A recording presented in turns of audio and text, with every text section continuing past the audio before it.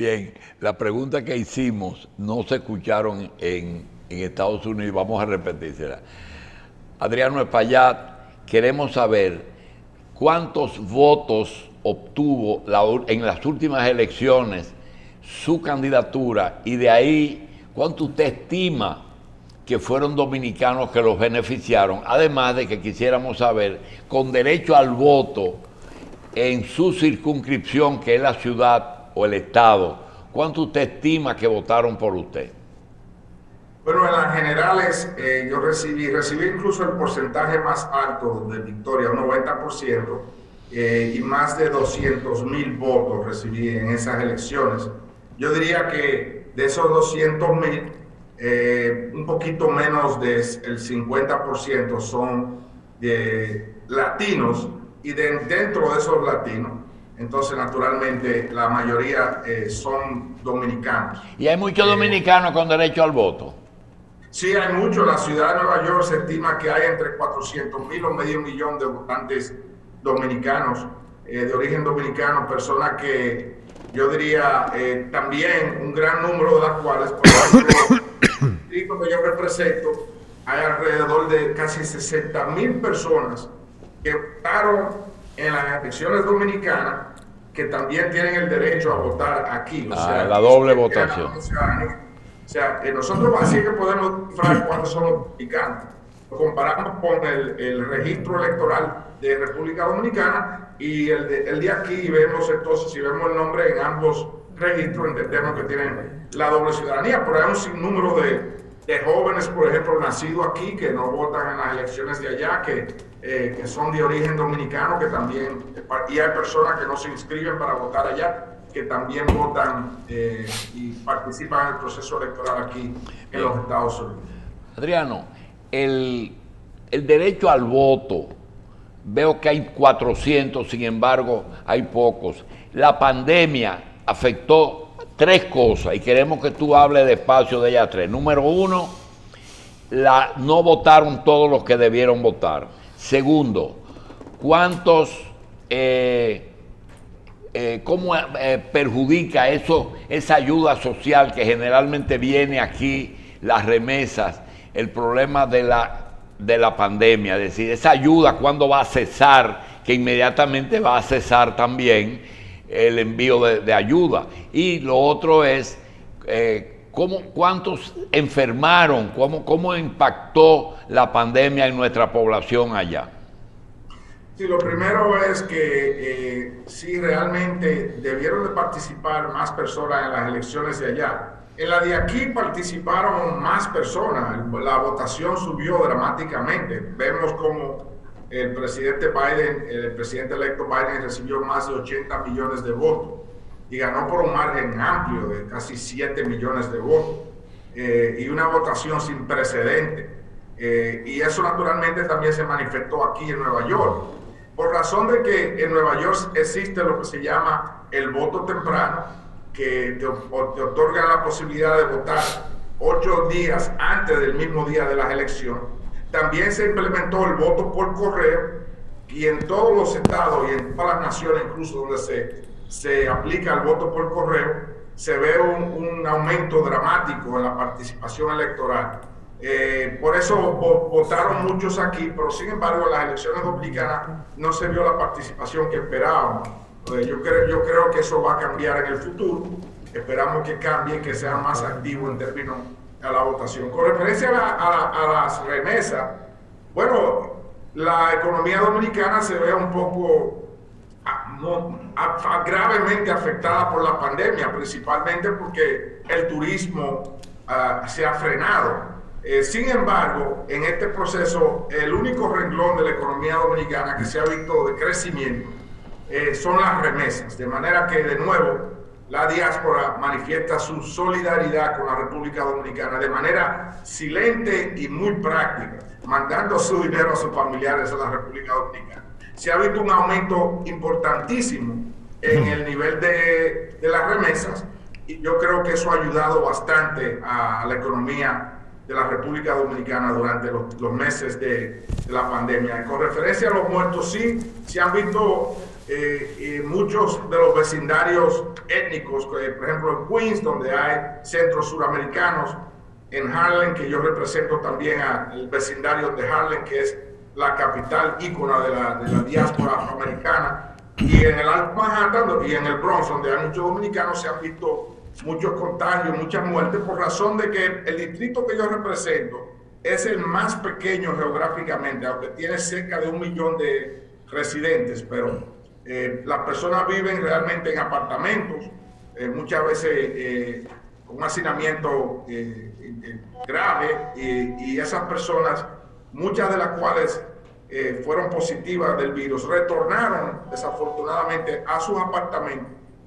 donde contagiaron a sus abuelitos, a sus madres, sus padres, su esposa y su esposo. O sea que se vio, nuestra comunidad ha sufrido mucho. Realmente también ahora viene lo que es un tsunami de salud mental, porque muchas personas perdieron sus seres queridos, no pudieron despedirse de ellos de la manera apropiada, perdieron su negocio, su empleo, están traumatizados por la pandemia, que es realmente la crisis de nuestras generaciones, de la mía, de mi hijo, de mi nieto a lo mejor también, desafortunadamente. Y ha afectado bastante a nuestra comunidad como también al resto de la ciudadanía. Fernando. Sí, yo quería aprovechar para preguntar lo siguiente. La comunidad dominicana es una comunidad políticamente muy activa donde quiera, y en los Estados Unidos de manera especial, en Nueva York de manera particular. Los grupos políticos tradicionales dominicanos hacen vida en los Estados Unidos y en New York, y hacen vida también otros grupos menores, Alianza País, Frente Amplio, Partido Comunista del Trabajo. Todos influyen políticamente en los dominicanos y en la población que vota por usted o por cualquier otro legislador en las elecciones de los Estados Unidos. ¿Qué nivel de gravitación tuvo el movimiento político dominicano en la votación a su favor? Hasta ahora nosotros hemos visto mucha madurez en los grupos políticos dominicanos, porque realmente hemos tratado de no parcializarnos, o mejor dicho, enfrentarnos en torno al banderismo político dominicano, porque sería grave el asunto si, por ejemplo, el PRM enfrenta al PLD, si el PLD al PRD o el PRD a los reformistas o a los aliancistas, y que cada uno lance candidatos para posiciones aquí. Es todo lo contrario. Yo considero que lo que ha existido se ha creado consensos en muchísimas candidaturas, incluyendo la mía para el Congreso de los Estados Unidos, donde yo tuve el beneficio de recibir el apoyo casi de todos los movimientos y partidos políticos de origen dominicano. Bien. Y eso es muy importante, porque no nos podemos enfrentar aquí en el exterior basado en el banderismo político de allá. Hasta ahora los partidos políticos han enseñado esa madurez, una madurez muy importante para el avance nuestro aquí, y ya contamos con más de 50 oficiales electos y docenas de jueces electos a través de todo el país, y una comunidad creciente. Por ejemplo, en el sistema universitario aquí de la Universidad Pública de Nueva York, el grupo número 1 de estudiantes son los dominicanos, más de 25,000 estudiantes dominicanos. Y si se toman, por ejemplo, las universidades del Estado, que otro sistema separado, hay más de 15,000, y las privadas hay miles también. O sea, deben de haber alrededor de entre 50 y 60,000 estudiantes universitarios de origen dominicano en el estado de Nueva York, estableciéndonos a nosotros, yo diría, como la próxima clase media de esta ciudad.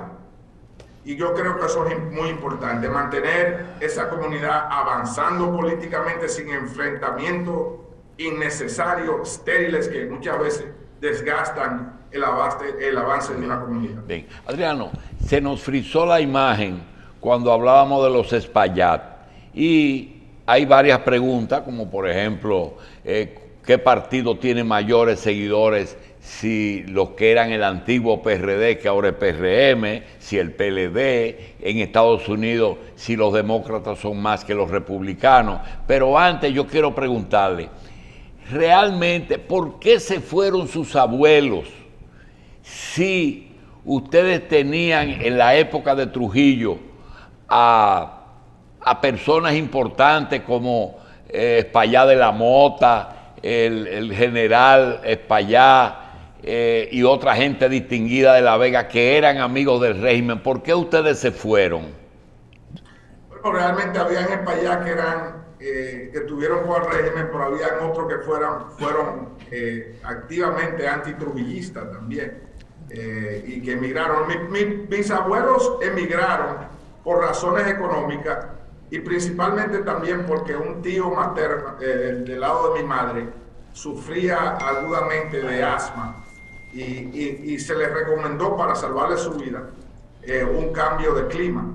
Y mi abuela principalmente, emigró a Nueva York al principio de los años 50, con ese tío mío que desafortunadamente murió de asma también, cuando llegó aquí como un jovencito junto a su mamá, mi abuela. Y por eso pero yo tengo un tío que llegó en los años 40, un hermano de mi abuela, que ese vino por México. O sea que nuestra familia tiene tiempo aquí en los Estados Unidos y las raíces nuestras aquí son muy profundas. Hay una... que este año ha sido traumático para todo el mundo por la pandemia del coronavirus, pero además Estados Unidos, concomitantemente con esa situación, se dio un fenómeno en mayo, que fue el asesinato de George Floyd en Minneapolis. Eso trajo como consecuencia que se activara el movimiento Black Lives Matter. Exactamente. Y eso también creó un conflicto entre el presidente Donald Trump y el Partido Demócrata. Y él decía que la extrema izquierda estaba siendo protegida y asusada por los demócratas, y creó una gran división en Estados Unidos. Una situación racial se llevó a una situación políticamente peligrosa. ¿Qué va a ocurrir este año y cómo va a manejar el Partido Demócrata esa situación de quitarse ese latre de que ellos representan la extrema izquierda que desestabiliza la democracia en los Estados Unidos? Nuestro partido, el Partido Demócrata, tiene diferentes bancadas. Tiene una bancada muy liberal, tiene otra moderada y otra prácticamente que se asimila mucho al Partido Republicano. Lo que sí podemos ver también es que el Partido Republicano está muy vinculado a esos movimientos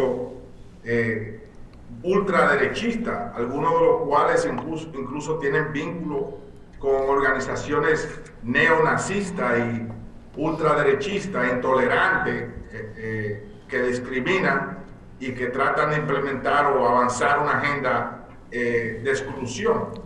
Y lo vemos manifestado en el grupo de los Proud Boys, que es un grupo que apoya al presidente. Vemos como, por ejemplo, el grupo Europa, que se manifestó en Charlottesville con las antorchas, en aquella manifestación racista, subió al Alto Manhattan aquí, al territorio, a los vecindarios donde están los dominicanos, a manifestarse en contra de los emigrantes. O sea, esto no es, por ejemplo, un cuento de hadas, esto es una realidad.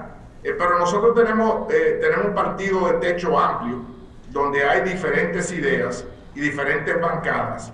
Y la fortaleza nuestra es la diversidad, nuestro partido. Bien. Y creo que el tema raza es un tema que incluso se está debatiendo no solamente en los Estados Unidos, es internacional. Ese debate de la negritud, de la raza, del impacto de la raza en la sociedad, es un tema internacional. Las manifestaciones de George Floyd no solo se dieron en los Estados Unidos, se dieron en Europa, donde hay conflictos con los emigrantes africanos y del Medio Oriente. También se dieron en diferentes sitios del mundo. Es un debate legítimo, yo creo, que ha llegado a su tiempo, y nosotros tenemos un proyecto de ley de reformas que avanzamos en la Cámara de Representantes y esperamos de que a lo mejor dentro de la administración Biden se puedan adoptar algunas cláusulas de ese proyecto. Hay dos cosas que me parecen importantes y quiero plantear a ver la reflexión de don Adriano. La primera es, el mundo hoy está sacudido por una demanda de mucho poder, que es la demanda de transparencia. Y por tanto ha adquirido mucho más relieve, y sobre todo después del escándalo de Odebrecht, el tema de la corrupción. La impunidad y la corrupción. La impunidad como fenómeno asociado al poder y la corrupción como mecanismo normal de acumulación desde el Estado que se desarrolla por lo menos en toda América Latina. Nuestro país tuvo 3 años consecutivos de manifestaciones contra la corrupción y contra la impunidad, y se dieron gigantescas manifestaciones y muy continuas manifestaciones en los Estados Unidos. Influyó este elemento en la actitud de la población dominicana de votación a su favor, y cuál fue su actitud frente al problema de la demanda de lucha contra la impunidad y la corrupción que se dio en la República Dominicana y que tuvo efectos en Nueva York de manera particular.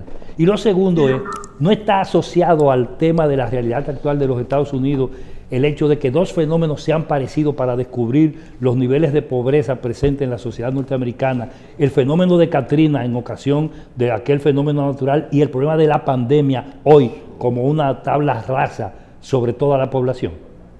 Esa es muy buena pregunta. Yo diría que sí, que me impactó ver cientos de miles de dominicanos pacíficamente manifestando a favor de la transparencia y en contra de la impunidad. El mismo Departamento de Estado le aplicó la ley Magnitsky a 2 dominicanos por acto de corrupción, y yo aplaudí esa iniciativa. Y naturalmente en los Estados Unidos las ramas de gobierno están separadas, pero nos vigilamos una a otra. Y realmente en la rama legislativa no incursamos, por ejemplo, en la justicia, en el Departamento de Justicia, a comenzar o a impulsar investigaciones. Ellos hacen eso de manera transparente y autónoma. Y me parece que en algunos tribunales federales todavía se está ventilando, o por lo menos el caso Odebrecht todavía está en el ambiente judicial. Y yo creo que la actitud de los ciudadanos de tomar parte en las manifestaciones a favor de la transparencia fue una muy buena, y que caracteriza, yo diría, la manera de cómo los dominicanos ahora quieren tratar los asuntos públicos. Usted marchó con Marcha Verde entonces. No llegué a marchar, porque no quise tampoco presentar como demócrata y como representante aquí realmente una posición a favor o en contra de nadie, ya que se trata de otro país, aunque es el país de origen mío.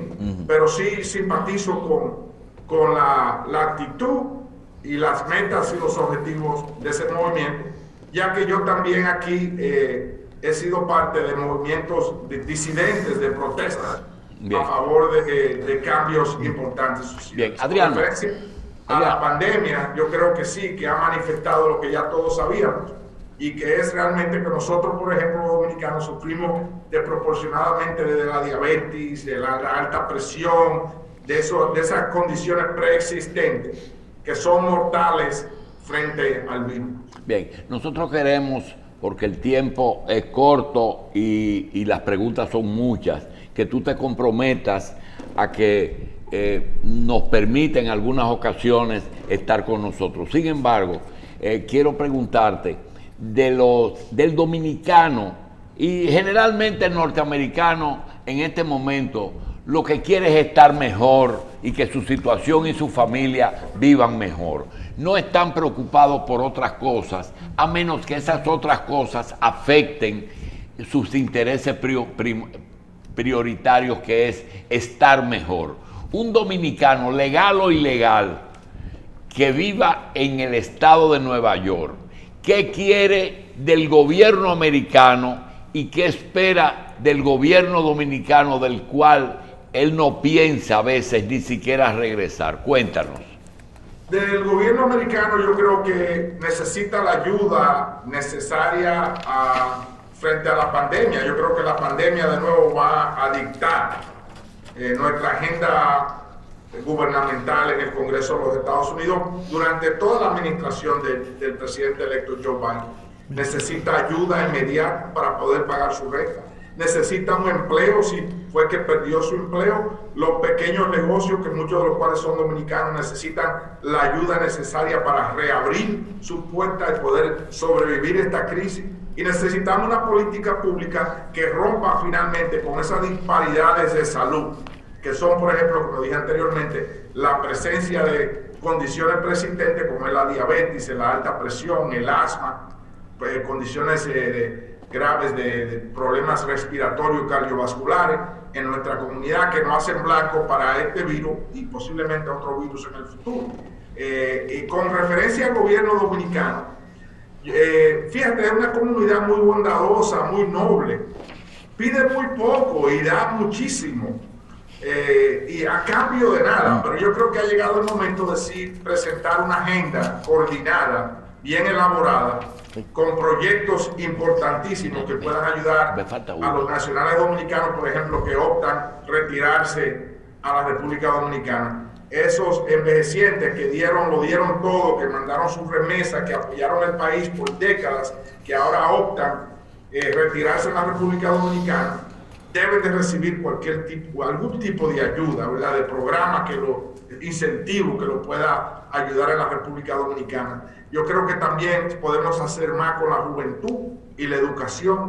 Creo que es importantísimo ayudar a la República Dominicana como dé lugar y como sea necesario y como sea posible para que ambos países, que lo caracteriza una hermandad, recuerden que los Estados Unidos es el socio principal de negocio de la República Dominicana, es de donde viene el gran mayor número de turistas y es de donde vienen también las remesas. Nosotros estamos realmente en un matrimonio sin divorcio y esperamos de que ambos países sigan adelante. Bien, Adriano, es casi normal que un partido o un presidente que se quiera reelegir en medio de una crisis de la magnitud del coronavirus pierda las elecciones. ¿Tú realmente le das algún porcentaje importante a la derrota del PLD aquí y de Donald Trump en Estados Unidos a la forma en que manejaron la crisis, o es que la crisis se llevan los gobiernos? Bueno, esta pandemia sí, realmente yo siempre pensé que iba a tener consecuencias políticas muy directas en las elecciones de aquí. No he evaluado en toda su magnitud el impacto que tuvo allá, porque allá hubieron otros temas como el tema de la transparencia, de la corrupción, que impactó. Pero aquí sí realmente la pandemia tuvo un impacto muy directo en torno a los resultados de las elecciones, ya que el presidente Trump minimizó la pandemia y la enfrentó de manera informal. Hasta el último momento no aceptó que era una situación seria. Ni siquiera quería utilizar la mascarilla él mismo, hasta que fue afectado directamente por el virus. O sea que eso todo sí tuvo un impacto muy dramático en los resultados de las elecciones. Señor Espaillat, aquí los legisladores dominicanos conforman bloques para poderse hacer pasar ciertas iniciativas. Entonces, estando usted como representante de los dominicanos y en medio de esos caucus que quizás tienen más representantes, ¿cómo se las ingenia para buscar apoyo para las iniciativas que usted presente? Bueno, mis primeros 2 años en el Congreso, yo estaba en la minoría, los republicanos eran parte de la mayoría en la Cámara de Representantes. Eso requiere de que uno cruce al otro lado y tenga un diálogo directo con la oposición para poder asegurar que se aprueben iniciativas positivas para el distrito. Yo he estado en la mayoría, en la legislatura estatal. Cuando fui asambleísta tuve 14 años en la mayoría, y cuando llegué al Senado estatal tuve 6 años en la minoría. Bien. Y eso me entrenó, yo diría, para poder funcionar en un sistema bicameral y también de diferentes partidos que toman la mayoría y que ejercen su visión de cómo debe de funcionar el gobierno. Entonces, sí, yo acudo al caucus hispano, del cual yo soy miembro del comité ejecutivo, incluso de ese organismo. Soy miembro de diferentes bancadas que me ayudan a avanzar en mis iniciativas diariamente. Bien, terminamos con una pregunta y te reiteramos nuestra invitación regular. Adriano, ¿en cuál de los poderes públicos, me refiero a poder legislativo con el cabildeo en el Congreso de Estados Unidos, en el poder ejecutivo beneficiando los grandes capitales o en el poder judicial, en cuál ¿hay algún tipo de corrupción en el que tú sospechas que se mueven otros intereses? ¿Dice allá o aquí? Allá. ¿O aquí? Aquí es en todo. Se ha visto, por ejemplo, la administración de Donald Trump se ha visto manchada por un sinnúmero de actos de corrupción, incluso varios de sus grandes colaboradores en el gobierno han sido apresados y encontrados culpables de acción. Él ha tenido que acudir en sus últimos días como presidente al perdón de muchos de de los allegados a su círculo gubernamental y político, incluso incluyendo miembros de su propia familia. Bien. Le damos las gracias al congresista norteamericano de origen dominicano, Adriano Espaillat, representante del estado de Nueva York en el Congreso de los Estados Unidos. Gracias, Adriano, de verdad. Gracias por la invitación, Raulito. Gracias a todos. Gracias.